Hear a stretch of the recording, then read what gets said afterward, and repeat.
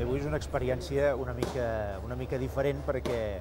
m'he enrolat amb una barca de pesca, amb una taranyina, aquí al port de l'Escala.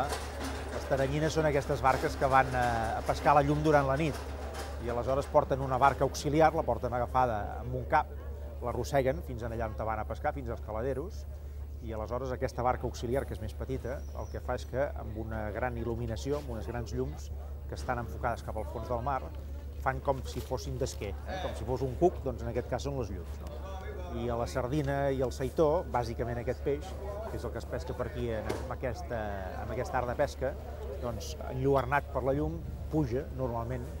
cap a la superfície i aleshores la barca principal tira una gran xarxa, encercla a la barca més petita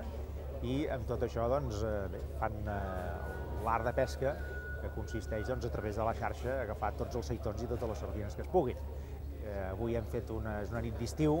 hem fet una sola calada de xarxa, hi havia un mar bastant remogut, bufava garbí tota la nit. Això que diem els del Maresme, que el garbí se'n va dormir a les 7, a les 7 el garbí se'n va dormir, no és veritat. Aquí doncs, tota la nit ha bufat el garbí, això vol dir que la barca s'ha estat movent contínuament,